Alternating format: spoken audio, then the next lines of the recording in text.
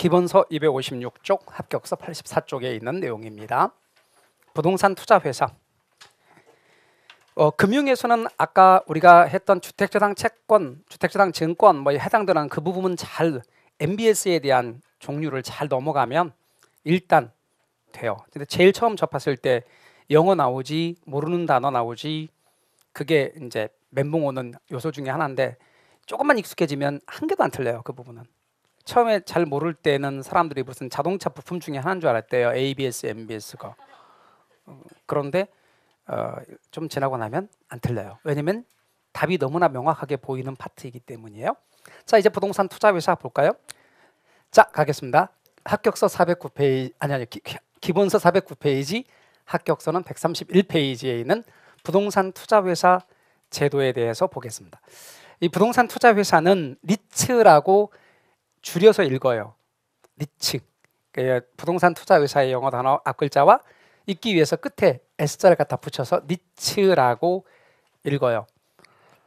내용 보시게 되면 왜 지분금융인지 금방 아시게 될 거고, 따라서 이 지분금융이기 때문에 금방 여러분이 보시고 내용들을 파악하실 수 있을 거예요. 그러니까 따로 외우실 필요가 없어요. 지분금융이니 부채금융이니 하는 게. 자산을 부동산에 투자하여 운용하는 것을 주된 목적으로 설립하는 회사예요. 투자자가 있고요. 그림 중요하지 않다 그랬어요. 그림을 이해하는 게 중요하다 그랬어요. 그리고 부동산 투자 회사에 지분증권을 사요. 다시 말하면 주식을 사요. 이게 주식회사니까. 그리고 거기다 투자해요.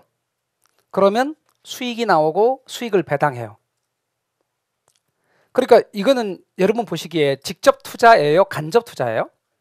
간접 투자예요. 첫 번째 간접 투자예요. 그 다음에 이 사람들의 돈이 들어가는 방식이에요. 주식 발행하는 거예요. 무슨 금융이죠? 지분금융이에요. 딱 두 개만 기억하면 돼요. 그러니까 제가 말하고 싶은 게 이야기인 건데 여기다 집중하지 말라는 거예요. 그 다음 또 하나 유념할 것이 하나 있어요. 좀 이따가 부동산 투자 회사가 세 종류가 나와요. 자기관리 부동산 투자 회사는 요게 건물도 있고 대표이사도 있고 상근 임직원도 있는 거예요. 자, 무슨 회사? 실체 회사예요. 근데 위탁관리 부동산 투자 회사와 기업 구조조정 부동산 투자 회사는 명목회사예요. 페이퍼 컴퍼니예요. 근데 페이퍼 컴퍼니를 만드는 서류상 회사를 만드는 가장 주된 목적이 있어요. 그게 뭐냐면 왜 서류상 회사를 만드냐면 여기에 부과되는 세금을 뭐라고 말하냐면 법인세라 그래요. 여기에 부과되는 세금을 뭐라면 배당 소득세라 그래요. 근데 이 법인세 부분이 있잖아요. 이 부분에 관해서 페이퍼 컴퍼니가 요건을 갖추잖아요. 이게 면제가 돼요. 이게 면제가 된다고. 이 부분에 관한 세금만 부과가 돼요. 90% 이상 배당하면 위탁관리와 기업 구조조정은 면제가 돼요.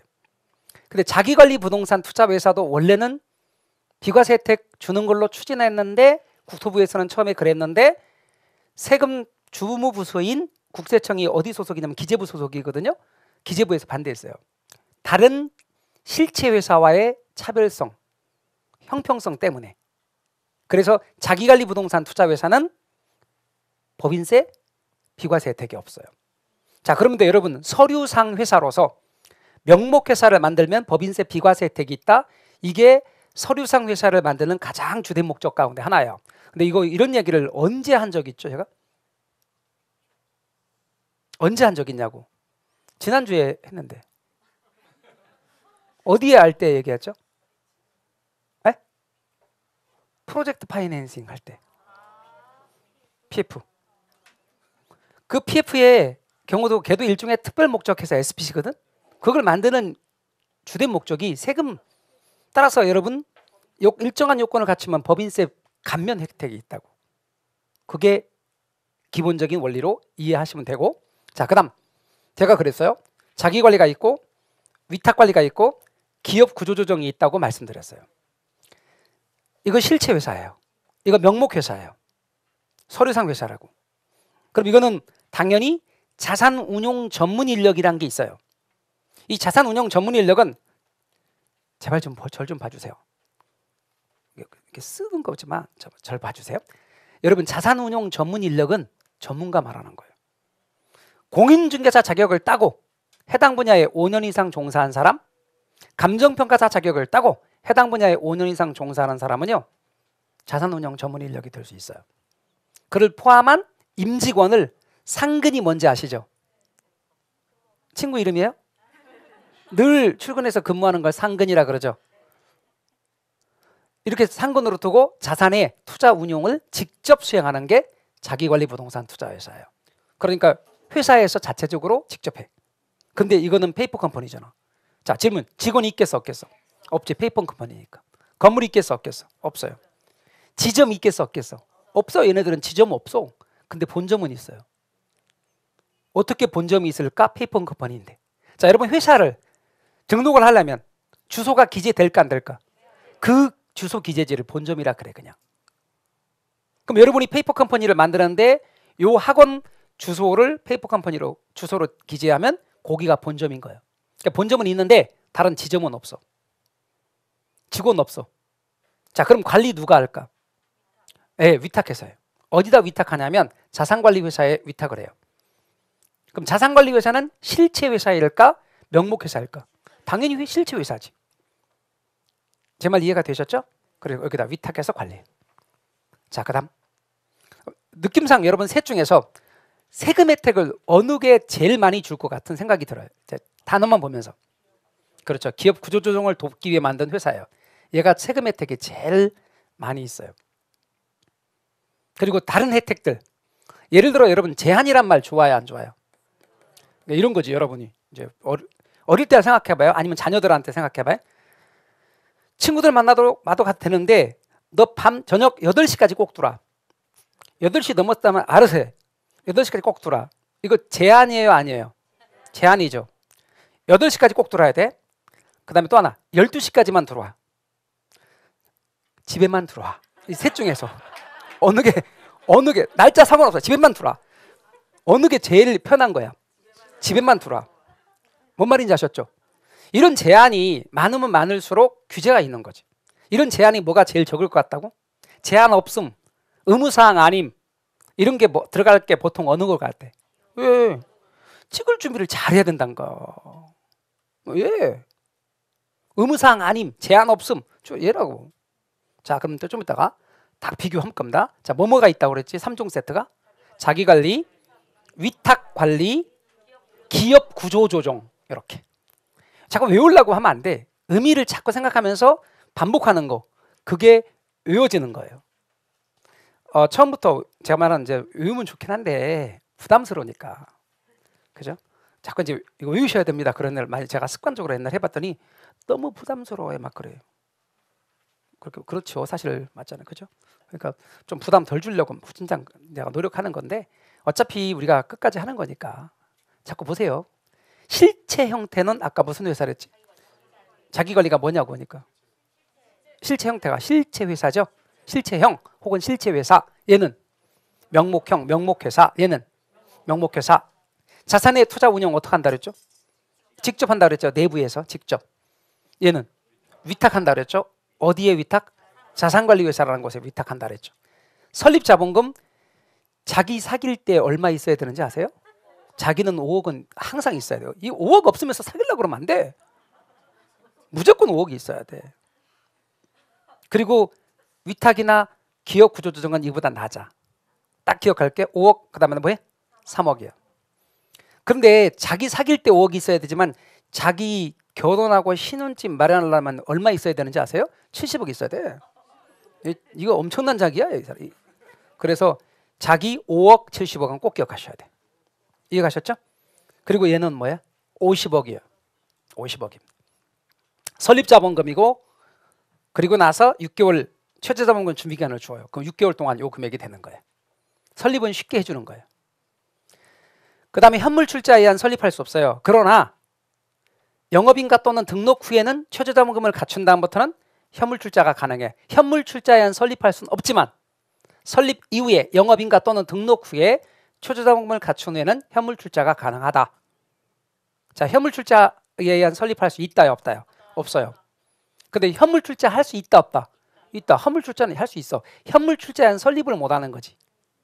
설립 후 영업인가 또는 등록 후는 그리고 최저자본금이 요거 마련한 다음부터는 가능해. 그 다음 주식의 분산. 질문합시다. 주식회사에서 51% 가지고 있으면 49% 무력화시킬 수 있어 없어? 있어요. 있어. 그러니까 금지 사항을 준다고. 한 사람이 50% 초과해서 가지면 안 된다. 이런 금지 사항을 줘요. 근데 그런 금지 사항 제한이 없는 게 있어. 어느 걸 것 같아요? 기업 구조조정은 제한 없고 얘네 둘은 제한이 있어. 이렇게. 그러니까 외우는 게 쉽다니까. 의미를 알면 그냥 혜택 주는 거니까 제한 없어.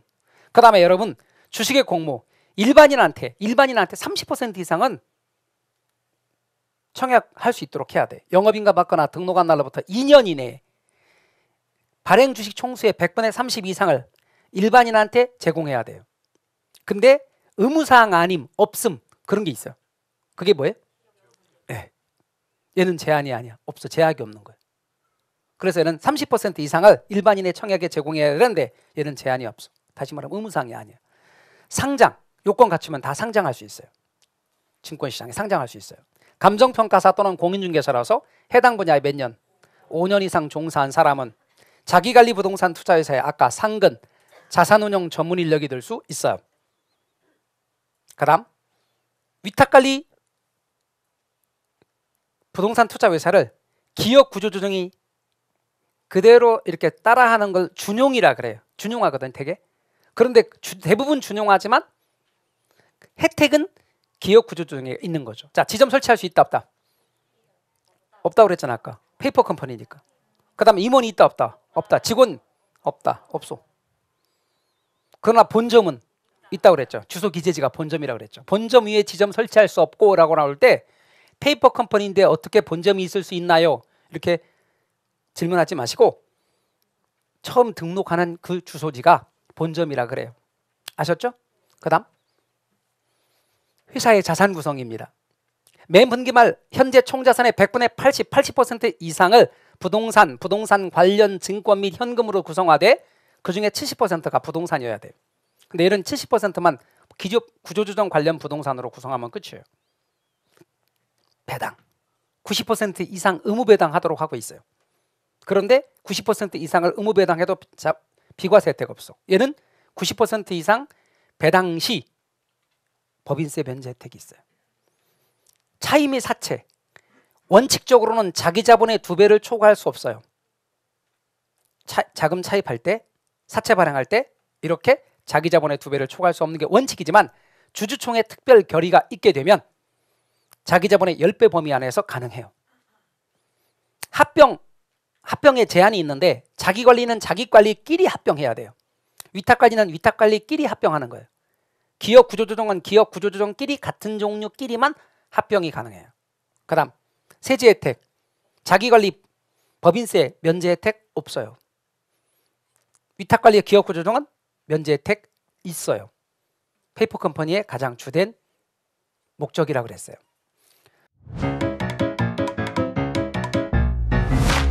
에듀윌 유료 회원만의 특별한 서비스.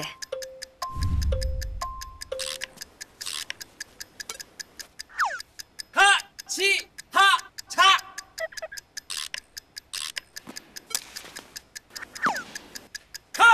하치하차 정답! 같이 하자 친구야 에듀윌 유료 회원!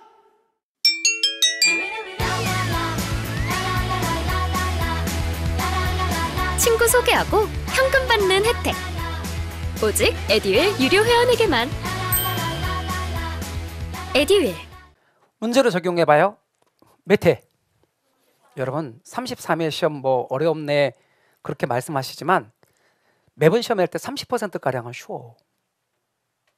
난도 30%가량이 어렵고 40%가 중간이에요. 그러면 30%가 12문제야. 12문제 다 이렇게 나와. 쉬운 문제. 뒤있다 쉬워. 봐봐요. 자산의 투자 운용 전문 인력을 포함한 임직원을 상근으로 두고 자산의 투자 운영을 직접 하는 건 직접 수행하는 건 뭐예요? 그럼 이쪽을 자기 관리를 딱 고르는 거 지금 자기 관리 이렇게 둘 중에 하나예요. 그래 놓고 여기는 이렇게 자산 관리에서 위탁하는 건 위탁 관리 아니면 기업 구조조정이니까 몇 번이요? 따라서 그냥 고르는 거예요. 엄청 쉬워. 이렇게 되게 쉬운 문제들이 제법 잘 나온다고. 이런 건 틀리면 안 돼요. 근데 되게 웃기는 건 사람의 심리가 뭔 줄 알아요? 10개가 어렵고 10개가 쉽잖아요. 그 10개 때문에 나머지 10개가 가려. 그래서 뭐라고 그래? 다 어려웠다 그래.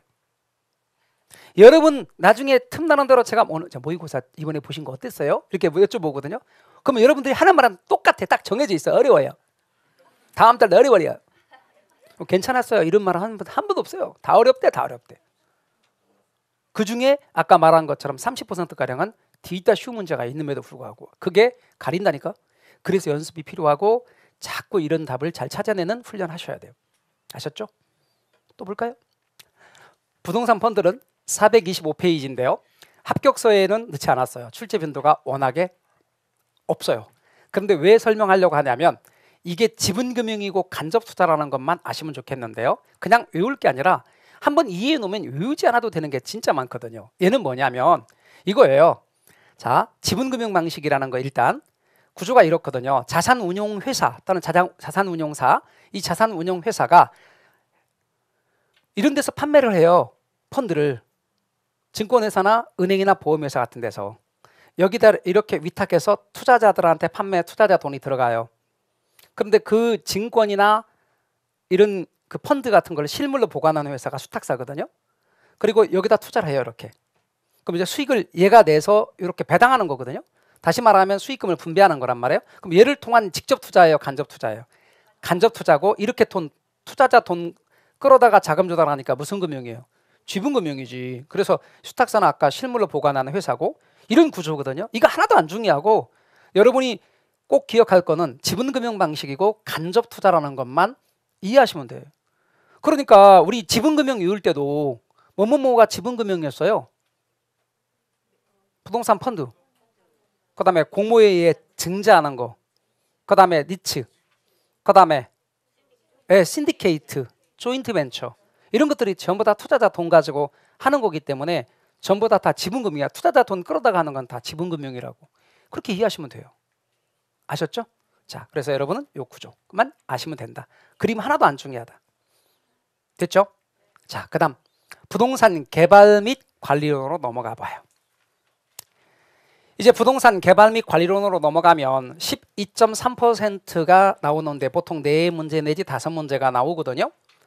그런데 33회에는 출제 비중이 높았어요. 7문제가 나왔어요. 그런데 이 부분이 쉬운 문제 부분이어서 많이 낼수록 사실 우리한테 좋은 거예요. 그래서 이 파트는 되게 편한 파트다. 자, 이제 먼저 토지용의 집약도라는 데로 가도록 하겠습니다. 토지용의 집약도입니다. 페이지 기본서 430페이지 그리고 합격서는 133페이지 맞죠? 혹시 다르면 좀 얘기 좀 해주세요. 자, 토지용의 집약도라고 되어 있는 파트인데요. 여기는 살짝 이론적인 내용이 들어가니까 좀 봐주실까요? 여러분 토지용의 집약도란 말이 뭔 말이냐면 한정된 땅, 예를 들면 1제곱미터 땅이라고 해도 괜찮고 어떻게든 기준을 정해보세요. 한정된 땅 또는 단위 면적에 대하여 투입되는 노동과 자본의 양이에요. 쉽게 말하면 우리 생산요소, 노동, 그 다음에 자본, 그 다음에 토지, 자 이런 게 있다라고 해봅시다.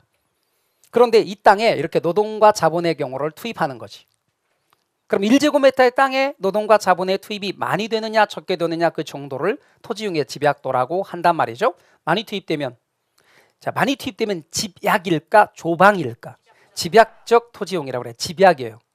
땅에 노동과 자본의 투입이 많이 되는 거. 그게 집약이에요. 그러면 듬성듬성 이용하는 거, 즉 다시 말하면 땅에 노동과 자본의 투입이 적게 되는 게 조방입니다. 질문할 때 집약, 조방이 무슨 뜻인지 모르겠어요. 조방 일본 말이에요. 저 일본식 표현이라고. 그래서 성길조자 듬성듬성 넣는 거, 쪼밀하게 넣는 거, 아주 거기에 집중적으로 넣는 거, 그게 집약이야. 그러니까 건물이 높이 올라가는 건 집약이고 건물이 낮게 올라가는 건 조방이고 그런 거예요. 따라서 여러분 땅의 노동과 자본의 투입을 많이 하는 게 집약, 땅의 노동과 자본의 투입을 적게 하는 게 조방. 근데 이 집약적 이용도 한계가 있어요. 그게 집약 한계점이고 조방적 이용도 한계가 있어요. 조방 한계점이에요. 근데 땅의 노동과 자본의 투입을 늘리면 생산량이 늘기 마련이에요. 그 노동과 자본의 투입을 많이 늘릴수록 생산량이 많이 느는데 생산량이 는단 말은 물건 팔아서 수익 생기는 거예요.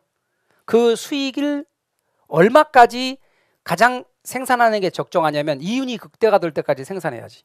자, 그럼 예를 들어서 물건 하나 팔아요. 여기 이런 물건을 만들어서 하나 팔아서 500원에 물건 하나 팔 때마다 추가적인 수입이 있다고 해봐요. 500원. 그걸 한개 수입이라 그래요. 근데 이거 하나 만들 때 추가적인 비용이 400원이라고 합시다. 그게 한개 비용이라 그래요. 다시 물건 하나 만들어서 팔 때마다 추가적인 수입 뭐예요? 한개 수입. 물건 하나 팔 때마다 추가적인 수입, 추가적인 비용, 한개 비용. 빵 하나 추가로 먹을 때 추가로 얻어지는 효용, 한개 효용 이런 식으로 갖다 붙이는 거예요. 근데 방금 제가 말한 한개 수입이 이런 의미가 아니에요. 어떤 분이 한개 수입 이런 뜻 아니에요 하셨죠? 요거 아니고 한개 수입이에요. 한개 수입이 500원, 한개 비용이 400원. 그러면 한개 이윤이 발생해. 100원씩. 그럴 땐 생산량 늘려. 한개 수입이 크면 생산량을 늘려. 근데 한개 비용이 크면 생산량 줄여. 그래서 그림 그려볼게요. 하나도 안 중요한 거니까 편하게 보라고 누차 말씀드렸어요. 제발 좀 적지 마시고 설명 좀 들으세요. 시험에 안 나오는 걸 적는 거는 진짜 비효율적이에요. 원리를 설명하려는 거예요. 개론은 원리예요. 여기가 생산량이에요. 여기가 이윤이에요. 그럼 여러분 생각해봐. 지윤이 이렇게 될 때 생산력 여기까지 생산하는 게 제일 좋지 않아요? 여기가 뭐예요? 여기가 바로 집약한계점이에요. 요 기간에는 한개 수입이 한개 비용보다 커. 그러니까 생산량 늘리고 이때는 한개 비용이 더 커. 그러면 생산량 줄이고 여기는 한개 수입과 한개 비용이 같은 점이거든요. 그때 이윤이 가장 극대화되는 점이에요. 그래서 여러분 이윤 극대점이 집약한계점이고 한개 수입과 한개 비용이 같은 점이다. 자 그럼 질문합시다. 집약한계에 도달하기 바로 직전 상태는 뭐가 더 클까? 한개 수입이 클까? 한개 비용이 클까? 한개 수입이 크니까 생산량 늘려가야지. 자 그럼 집약한계를 넘어선 상태에서는 한개 비용이 크겠지. 자 감 잡으셨어요? 감만 잡으면 돼. 이런 내용 파고 들어가면 복잡하거든요. 미분 개념이기 때문에 파고 들어가지 마요. 왜? 시험 때 잘 나오지도 않는 걸 갖고 파고 들어가고 그러지 마요. 합격서에 없는 거 그냥 공부하지 마요. 기본서에 있지만. 근데 기본서에 왜 넣어놨는데? 그 개념을 알아야 앞뒤를 전문 문맥을 해야 되기 때문에 기본서 넣어놨긴 했어. 근데 거기까지 하려면 2차를 하는데 힘들어져요. 1차 하느라고. 근데 저는 여러분이 2차까지 다 되기를 바라거든요. 그러니까 제가 하라는 것만 해주실래요? 아셨죠? 예, 그럼 돼요. 80점 맞고 합격하면 싫어요? 괜찮죠? 꼭 100점 맞아야 돼요? 꼭 95점 맞아야 돼? 아니잖아. 그렇죠? 80점 맞으면 되지 뭐. 그렇죠? 아 70점도 괜찮아요? 그래요. 그럼 제 말 들어. 제발 부탁이니까. 제 말 들어야 하셨죠? 그래요. 자, 제발 하지 말라는 거 하지 말고. 자, 그럼 조마한계점 뭐냐면 총수익과 총비용이 같은 점. 총수익과 총비용이 같은 점. 전체 수익과 전체 비용이 같은 손익분기점이거든. 손익분기점 밑으로 내려가면 손해야. 손실. 위로 올라가면 이익이고. 그러니까 토지 이용의 상한선이 집약한계고 토지 이용의 하한선이 조마한계예요. 그다음 또 보세요, 여러분. 이런 걸 본 적이 있는데 이게 논이거든. 그럼 농부가 낫을 들고 논에 들어가 수확을 하는 거지. 어디서 처음 나왔냐면 니카도의 차액지대에서 나왔거든요. 근데 농부가 계속 들어가잖아. 낫 들고 들어가면 그 다음에는 처음에는 수확량이 막 늘지만 나중에 수확을 해야 할 때 사람 수가 진짜 많아지면 한정된 논에 또는 밭에 막 수확할 때 옆 사람 잘못하면 다리를 수확하는 수가 생긴다니까. 그러니까 조심해야 돼. 그러니까 사람 수가 많아지면 처음에는 수확량이 늘지만 어느 단계를 지나면 수확이 준다는 걸 무슨 법칙이라 그래요? 그렇죠. 수확체감의 법칙이라 그래요. 자, 그러면 자 이렇게 말했죠. 비옥한 토지에서 수확해서 한 개 없이 처먹고 차액은 니카도로 하라 그랬죠. 그래서 니카도 차액지대에서 수확체감의 법칙이잖아. 이 수확체감의 법칙이 나타나더라는 거예요. 땅의 노동과 자본의 투입을 많이 하면 저걸 건물의 고층화에도 그대로 나타난다니까요. 건물의 층수를 비용 들여서 올라가면 비용 대비 수익이 처음에는 증가하다가 일정 단계를 지나면 수입이 오히려 감소해. 여러분 건물의 층수가 높아질수록 건축비가 더 많이 들까 적게 들까? 위로 올라갈수록 층 대비해서 높이 올라갈수록 비용은 많이 나오는데 여러분 1층보다 2층, 2층보다 3층 위로 올라갈수록 임대료는 낮아지잖아. 그러니까 건물의 층수를 올리는데도 언제나 수학체험의 법칙이 작용한다고. 공부를 열심히 하는데도 수학체험의 법칙이 작용한다고. 책을 펴놓고 책을 처음엔 막 뚫어지게 쳐다보잖아. 1시간 전하고 2시간 전하고 몸이 흔들리잖아. 그러다가 나중에는 이렇게 되잖아. 온통 침으로 범벅돼 버리는 거야. 수학체험의 법칙이지. 됐죠? 넘어가야 이제. 입지잉여와 한계 입지에 대한 이야기로 갈 거예요. 입지잉여와 한계 입지에 대한 이야기입니다. 자, 입지잉여입니다. 여러분 동일한 산업 경영이라도 입지 조건이 양호한 경우에 발생하는 초과 수익을 입지 잉여라고 그래요. 그러니까 쉽게 말하면 이런 거죠. 이게 에듀윌 학원인데 여기 음식점이에요. 이렇게. 근데 음식점에 메뉴가 똑같고 음식 맛도 똑같아. 근데 100m쯤 떨어졌거든. 100m쯤 떨어졌는데 여기는 월 수입이 200만 원이고 여기는 150만 원이라면 50만 원 차이 나죠. 자, 그러면 아무런 차이 없어요. 오로지 입지 조건 차이 때문에 50만 원 발생했어. 요거 뭐라 한다? 입지잉여라 그래요. 근데 조건이 있어요. 얘가 음식점이면 얘도 음식점이라 해야 돼. 그래서 똑같은 업종이라 해야 된다 이 말이에요. 얘가 핸드폰 가게고 얘가 음식점이면 안 돼. 같은 업종에서 입지 조건이 유리하기 때문에 생기는 초과 수익을 입지잉여라 이렇게 불러요. 그 다음에 한계 입지 개념을 이야기하겠어요. 여러분 우리 현실에서 입지 조건이 되게 뛰어난 곳, 막 점포 열어놓기만 하면 막 고기 모이는 거를 뭐라고 말해요? 일상적인 용어로 노른자위라고 그러잖아. 노른자 혹은 노른자위 이렇게 말하잖아요. 안 그래? 그렇게 말하잖아요. 그걸 학술 용어로 입지잉여가 100이 드는 곳이란 뜻에서 100% 입지라 그래요. 이게 노른자위거든. 자, 그러면 갑 거기 입지하려 하겠죠. 을도, 병도, 정도 누구나 다 거기에 입지하려고 할 것이다. 얘네들을 입지하려는 얘네들을 뭐라고 말하는 줄 아세요? 시험에 나오는 말로 입지 주체라 그래요. 뭐라고 한다고요? 입지 주체라 그래요. 그럼 입지 주체는 되게 많고 100% 입지는 한정돼 있으니까 서로 입지하려고 할 거 아니냐고. 그럼 뭐가 발생할까? 입지 경쟁이 발생해. 입지 경쟁이 발생하면 저기에 지대나 지가가 올라가기 마련이에요. 그럼 높은 지대를 지불할 능력이 없는 얘네들은 입지 경쟁에서 탈락해. 그리고 얘네만 입지해. 자, 병과 정으로 갑시다. 입지 경쟁에서 탈락한 병과 정은 100% 입지 가까이에 입지하려고 한다? 멀리 떨어져서 입지하려고 한다? 가까이. 왜 그러냐면 여기가 100이면 여기 벗어나면 90이거든. 여기 벗어나면 80이고 기왕이면 90이 좋잖아. 근데 바깥으로 갈수록 입지잉여는 낮아져서 0이 되는 것도 있다는 거지. 여기는 플러스, 여기는 마이너스. 입지 조건이 마이너스면 진짜 불리한 곳이거든. 여기는 입지잉여가 0이 되는 곳으로 한계 입지라고 불러요. 그럼 앞으로 한계 입지가 뭐냐면 입지잉여가 0이 되는 곳, 그러면 입지잉여가 발생하려면 적어도 한계 입지 이상이라 해야 되고, 그렇죠? 그리고 그것을 잘 이용해야 돼. 최유용해야 된다 그 말이에요. 따라서 입지잉여가 발생하려면 한계 입지 이상이라 해야 된다. 그리고 잘 이용해야 된다. 에듀윌 유료회원으로 가입을 했더니 친구 추천 이벤트가 있더라고요. 그래서 주변에 아는 사람들한테 추천을 다 해줬어요. 근데 친구들이 결제할 때마다 10만 원씩 받았거든요. 그래서 한 지금까지 받은 게 200만 원 가까이 되는 것 같아요. 그 다음 지가 구배 현상에 대해서 이야기하겠어요. 편하게 보시라고 자꾸 말씀드렸어요. 빈도가 낮다라고 미리미리 말씀드렸어요. 여러분 이 구배는 일본말이고 뭐의 한자어냐면 일본말 고바이의 한자어예요. 고바이. 그럼 이제 약간 연세가 드신 어른들은 그 이야기 이제 이 말 알아들을 거예요. 여러분 봐봐요. 소형차에 장정들 이빠이 타고 고바이길 올라가면 차가 퍼져. 자, 이 말 알아듣죠? 자, 이빠이가 뭔 말이에요? 그 다음에 고바이가 뭔 말이에요? 그래, 언덕, 경사. 저는 이제 이빠이는 아니고 방금 말한 고바이를 이야기하고 싶은 거예요. 바로 고바이는 경사, 기울기 이런 뜻이에요. 순우리말로 바꾸면 물매 이런 뜻이 있어요. 다시 와요. 그러면 여러분 구배, 지금도 건축 용어에 구배 본단 말이 있어요. 근데 저게 그러면 일본 학자들이 만든 거냐? 아니, 미국 학자가 만든 거예요. 미국의 노스란 학자가 미국 캔사스주에 있는 작은 도시 토페카를 연구했는데, 지가를 연구했는데 이렇게 된대. 지가가 도심에서 바깥으로 나가면 하락하는데 도심 쪽의 하락률은 크고 바깥으로 가면 하락률이 둔화되더래.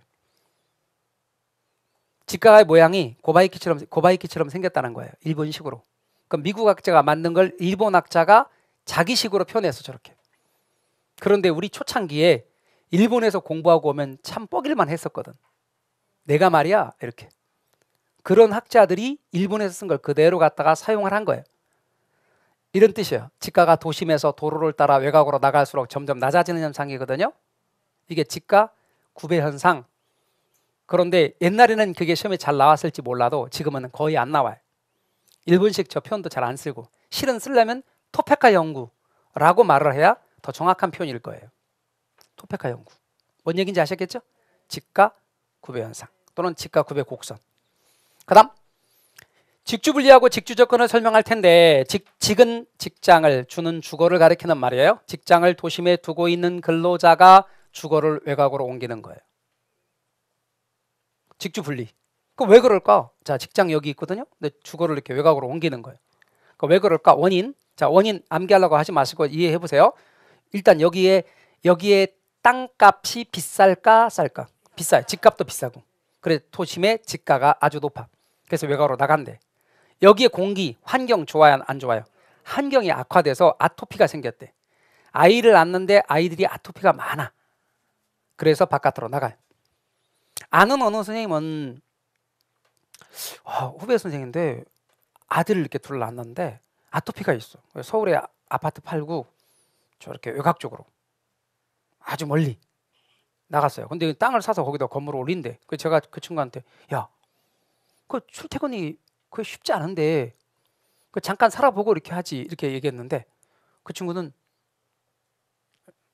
거기 살 생각을 하고 그래서 얼마나 오래 가나 봐다 그랬더니 그렇게 생각했는데 벌써 15년이 넘었어. 그리고 술도 끊었어요. 왜냐면 그 당시에는 지금은 뭐 돌아간다 하더라고요. 그 당시에는 대리운전에 안 가 차가. 그러니까 술을 끊으셔요. 그래서 술을 또 끊었어. 이야 진짜 아빠 대단해. 진짜 배울 점 많아. 요즘에 젊은 아빠들을 보면 진짜 저희들하고 생각 자체가 달라. 우리 또 후배 선생님들 뭐 토요일 날이나 일요일 날 수업해야 된다고 배정을 하면 당당하게 전 못해요. 아이하고 놀아야 돼요. 이런다니까. 그러면 제가 어이가 없어. 제가 볼 때 저희 나 때는 말고 저희 때는요 시키면 해야 됐어. 진짜로. 그리고 안 하면 다른 걸로 딴 놈으로 대체했다니까. 근데 지금 당당하게 애하고 놀아야 된다고 안 된대. 야, 근데 한편은 되게 부러운 거야. 야, 저는 사진이 없어 학교 내야 되는데 갖고 잘라갖고 제 거 붙였다니까. 야, 그렇더라고요. 바깥으로 나가는 거야. 아토피 때문에. 야, 아토피 때문에 바깥으로 나가. 야, 참고 살면 되지. 근데 아니라니까요. 아토피 때문에 나가더라니까. 진짜. 본받을 점 진짜 많습니다. 세 번째는 도심의 재개발, 주택이 철거됨에 따라서 나가는 거예요. 요거 기억하세요? 아토피. 그 다음에 교통의 발달로 직선으로 전철이 생기는 거예요. 도로가 잘 놓이게 되는 거예요. 바깥으로 나가게 되는 원인이지. 아는 선생님도 저보다 연배가 한참 위이신 지금은 은퇴하신 70대 후반 되시는 이 선배 선생님이 어느 날 진짜 전철역 거의 끝자락가로 이사 가셨어. 그래서 제가 여쭤 불편하실 텐데 어떻게 되신 겁니까? 그랬더니 그분이 야 얼마나 공기가 맑은지 아침에 그분은 공인중개사 강의하시는데 꼭 저기 아파트인데 베란다라 그러시다. 발코니 베란다 문을 딱 열면 그분 말씀에 베란다 문을 딱 열면 그냥 산에 있는 맑은 공기가 막 들어와서 폐가 아파. 진짜 막 공기가 엄청 좋다는 거야. 예, 그러시군요. 그랬어요. 너도 내 나이 되면 그런 데 가서 살아야 돼. 막 그랬거든요. 근데 좀 지나도 한 달이나 됐나? 전철 2개 만나는 대로 이사 왔대. 왜 그랬는지는 좀 이따 이야기하기로 하고. 결과는 도심의 공동화 현상. 이게 뭔 말이냐면 아침에 출근. 여기서 생활하다가 저녁에 퇴근. 여기가 뻥 뚫리지. 도너츠 같은 도너츠 현상이 나타나고 외곽은 잠만 자는 일이 발생하고 그리고 외곽을 이용하니까 외곽 땅값이 올라가고 집값이 올라가는 거예요. 그 다음에 아침에 차 끌고 나오잖아요. 얼마나 이 도로 막히겠냐고. 전철 이용하잖아요. 얼마나 혼잡하겠냐고. 이렇게 어떤 의미에서는 차가 막히고 사람들이 많이 움직이고 이런 게 활력이기도 하거든요. 그래서 이렇게 써요. 북고자 움직일 동자 써서 도심 고동 비율이 증가한다고 표현해요. 이거 심장 고동할 때 쓰는 표현이에요. 그러듯이 도심 고동 비율이 증가한다. 그래서 결과적으로 차 막히고 혼잡 비율도 올라가고 이런 현상이 나타난다. 근데요, 나갔던 사람이 돌아오는 걸 직주 접근이라 그래요. 나갔던 사람들이 돌아와요. 회귀 현상. 왜 나갔던 사람이 이렇게 돌아오느냐? 돌아오는 이유가 있어요. 첫 번째는요. 도심에 여기가 올라갔다, 땅값 올라갔다 그랬죠. 그럼 여기가 그대로 있는데 여기가 올라가면 상대적으로 우리가 떨어진 거지. 도심의 상대적 지가 하락. 그리고 도심 환경이 개선됐어요. 요즘에 여러분 버스 같은 경우에 디젤 차들이 다니는 게 아니고 아시다시피 천연가스 같은 가스를 사용함에 따라서 친환경 버스들이 운영되니까 괜찮아져요. 옛날 같으면 진짜 앞차가 디젤 차고 그런데 차 외부 공기 흡입하면 진짜 난리가 나는 거잖아요. 근데 요새는 버스 같은 데도 앞에 서도 좀 괜찮을 정도만큼 공기 진짜 많이 맑아졌어요. 환경도 괜찮아졌고. 그리고 정부가 정책적으로 유도해 길에서 낭비하는 시간이 너무 많으니까. 이거예요.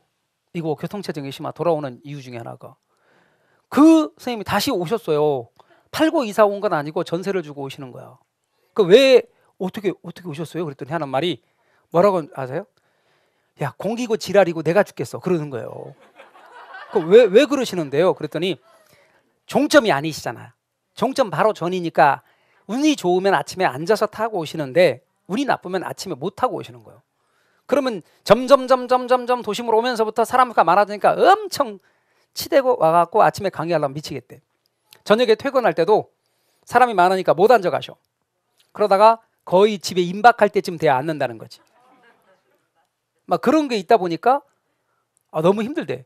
그래서 차라리 전세 주고 좀 더 나이가 들어서 가신다고 다시 인사 왔어요. 교통체증의 심화는 갔던 사람들이 돌아오는 가장 커다란 원인이에요. 결과 어떻게 돼요? 도심의 주거용 건물이 고층화되고요. 어느 시기에 맞춰 돌아오냐면 도심의 낡은 건물들이 재건축, 재개발되는 시기에 맞춰 돌아오는데 사실 어느 게 먼저인가 하냐면 이 사람들이 중고소득층들이거든. 그분들이 돌아오면서 맞춰 재개발, 재건축들이 일어나는 경우가 되게 많아요. 여하튼 그게 맞물리면서 전반적으로 도시가 새 건물로 바뀌고 도시의 활력이 높아지는 도시 회춘화 현상이 나타나는 거예요. 도시가 건물들이 새 건물로 바뀌고 나갔던 사람들이 돌아오면서 젊어지는 거예요. 도시 회춘화 현상. 그런데 이런 것도 하고도 있어요, 여러분. 소상공인들이 무슨 옛날에는 연남동 이런 거 몰랐거든. 경리단길 이런 거 몰랐어요. 그런데 소상공인들이 노력을 해서 상권을 키워놓은 거야. 경리단길. 그리고 나중에는 뭐 다 딴 데다 적용하니까 뭐 망리단길 이렇게 적용도 하고 막 그렇게 한단 말이에요. 연남동 같은 경우도 소상공인들이 노력해가지고 상권을 만들어놨어. 그랬더니 좀 부자인 사람들이나 기업들이 들어가서 건물을 리모델링하고 새 걸로 건물이 지어서 그 상권 만들어놓은 사람들한테 100만 원에 하던 월세 100만 원 하던 걸 200만 원 올리고 300만 원 올려달라고 그러는 거예요. 그러면 상권 만든 사람들은 정작 쫓겨나는 이런 일이 발생해요. 그런 걸 뭐라고 그래요? 사회현상 가운데 젠트리피케이션하고 맞물려요. 이게. 그 젠트리피케이션하고도 연결된다는 것 참고로 알아두시면 돼요. 그 다음 한계지의 지가법칙입니다. 한계지의 지가법칙은 어느 특정의 지점과 시점을 기준으로 한 택지 이용의 원방권의 토지인데 여기가 택지, 여기가 농지예요. 예를 들면 이게 가구점 매장이라고 합시다. 그런데 2023년 2월 1일 기준에 이게 택지인데 여러분 택지 끄트머리에 있는 땅이에요 이게. 그래 여기가 매장, 가구점 매장이고 매장에 디스플레이 되어 있던 쇼파나 식탁 그대로 배달하는 거 아니죠? 창고에 있는 새 물건 줘야 되는데 창고 여기다 둘 수 있어요? 아니면 여기다 둘 수도 있어. 그럴 때 2013년 2월 1일 기준으로 지가를 그려보면 여기까지 지가가 이렇게 떨어진다고. 이게 지가 아까 900억선 아닙니까? 그런데 여기는 농지거든. 그러니까 이게 연속이 안 돼. 뚝 떨어져.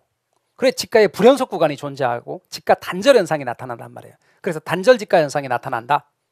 아울러 방금 말씀드린 것처럼 택지 농지인데 이게 시점이 이게 아니라 시점이 요 시점이면 요 시점으로 바뀌어버리면 10년 동안 어떻게 된다? 대중교통수단을 주축으로 해서 전철 같은 대중교통수단을 주축으로 한계지가 연장돼요. 이렇게. 그래 연장이 돼서 여기까지 한계지가 되는 거지. 그럼 농지였던 게 택지로 바뀌는 거예요. 그럼 농지 시절에 땅값보다 택지로 바뀌면서 땅값 상승률이 높겠지. 그러다가 점차 둔화되는 형태로 나타나요. 그래서 특정의 지점은 이 지점을 기준으로 이렇게 하고 특정의 시점은 이렇게 어느 시점을 기준으로 하냐에 따라서 택지 이용의 원방권의 토지를 한계지라고 불러요. 특징은 한계지의 지가 수준은 농경지 지가와 무관하기 때문에 지가의 단절 현상이 나타날 수 있고요. 두 번째는 한계지의 지가는 이렇게 한계지의 지가는 이렇게 이렇게 도심지의 집과와 무관하지 않고 한 개 집끼리도 어느 걸 선택하든 되니까 대체관계를 갖게 되는 거예요. 아울러 한 개지는 철도와 같은 대중교통 수단을 주축으로 해서 연장이 될 수 있으며 농지가 택지화 됐을 때 땅값 상승률이 높고 점차 상승률이 둔화된단 말이죠. 아울러 자가의 한 개지는 내가 소유할 목적으로 취득하는 한 개지고 차가는 일정 기간 빌리는 건데 아무래도 내가 소유할 목적의 한 개지는 멀리까지 위치할 수 있어요. 그리고 빌리는 건 가까이에 내가 필요한 곳에서 빌리니까 차가는 가까이, 자가는 멀리에 위치한다는 것 알아두십시오.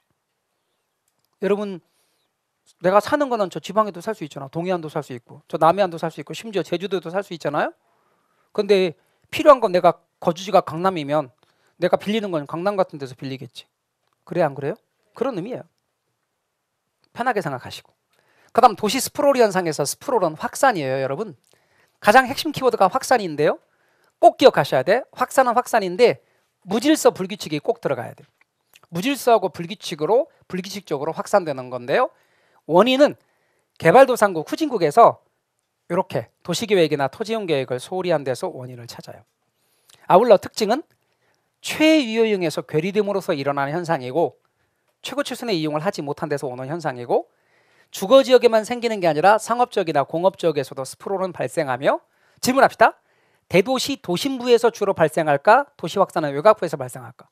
주로 외곽부에서 발생하게 되고요. 도시 외곽부가 바깥으로 확산되는 팽창이다 보니 평면적 확산도 이루어지지만 입체적인 확산도 나타나기도 한다는 것이며 스프롤 지대, 대개 지대는 대개 평균 수준의 지대보다는 스프롤 지대는 바깥 외곽에 확산되는 지대는 낮은 수준이에요. 평균 지대가 100만 원이면 외곽으로 나가는 데는 그보다 훨씬 낮은 수준이라는 거예요. 집값 수준도. 예외적인 경우를 빼면 거의 대부분 집값 수준도 낮다. 아울러 도시가 교외로 확산이 되면서 중간중간 개발되지 못하고 개구리 뜀띠익식 개발하는 거거든요. 중간중간 공지를 남기면서 개발이 확산되기도 하고 주로 개발한 도로를 따라서 간선도로를 따라서 확산이 전개되는 현상으로 나타나기도 해요. 근데 문제 자체가 너무 쉽게 나오고 빈도는 거의 없어요. 23회 때 중간에 한번 딱 나왔고 11회 때가 나왔어요. 그러니까 엄청 점프가 된 거죠. 이렇게 보세요. 보실까요 여러분? 도시의 성장이 무질서하고 불규칙하게 확산되는 건 맞죠? 네. 그 다음에 도시 중심부라고 그랬어요? 외곽부라 했어요? 네, 중심부가 아니라 외곽부에 상업적이나 주거지가 집중적으로 발생한다 그랬는데 주로 도시 외곽부에서 나타난다 그랬어요. 그리고 2번 틀렸고 도시의 교외로 확산되면서 중간중간에 공지를 남기기도 한다 그랬고 그 다음에 스프롤 현상이 발생한 지역의 토지는 최유용에서 괴리될 수 있다 그랬고 그 다음에 간선도로를 따라서 확산이 전개되는 현상이 나타나기도 한다 그랬어요. 문제 자체가 너무 쉽고 간단합니다. 됐죠?